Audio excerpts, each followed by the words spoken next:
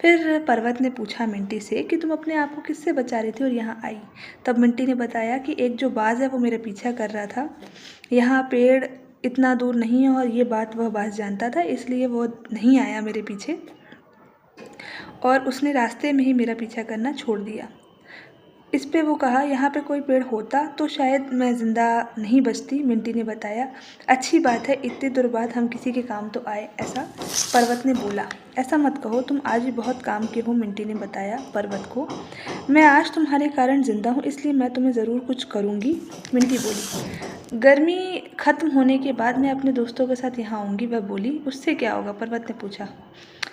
थोड़ी प्रतीक्षा करो, देखो मैं कुछ करूँगी और ये मेरा तुमसे वादा है, कहकर मिंटी ने पूरा जोर लगाया और पर्वत से यह कर विदा लेकर उड़ गई। थोड़ी दूर तक एक नदी थी, उसने पेट भर पानी पिया। सूखा पर्वत मिंटी से बात कर खुश था।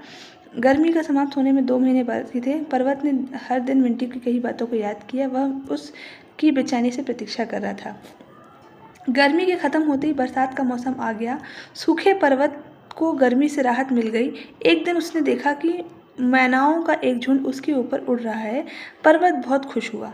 हेलो, तुमने मुझे कैसे पहचाना, मिंटी ने पर्वत के साथ बात की और पूछा। हाँ बिल्कुल, मैं तो तुम्हें हर दिन याद करता था।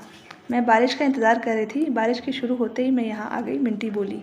मिंटी और उसकी दोस्तों ने अपने साथ लाए बीजों को पर्वत पर चारों ओर बिखेर दिया। तुम क्या कर रही हो, सूखे पर्वत ने पूछा। हम यहाँ बीज डालने आए हैं।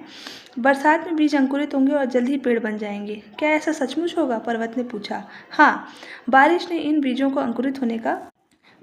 के वजह से इन बीजों को अंकुरित होने का मौका मिलेगा और फिर एक दिन तुम फिर हरे भरे हो जाओगे।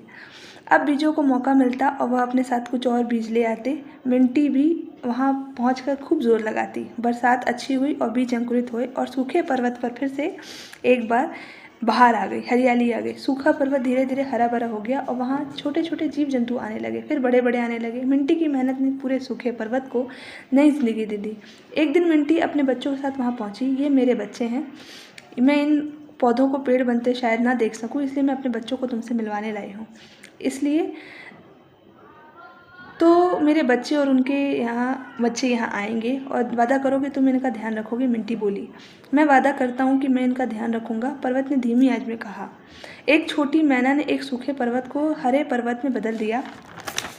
ये जो कहानी है ये कैसे हमारे नेचर को डिफ़ाइन करती है और कैसे एक मैना ने एक सूखे पर्वत को एक हरे भरे पर्वत में बदल दिया, ये कहानी इस विषय के बारे में है।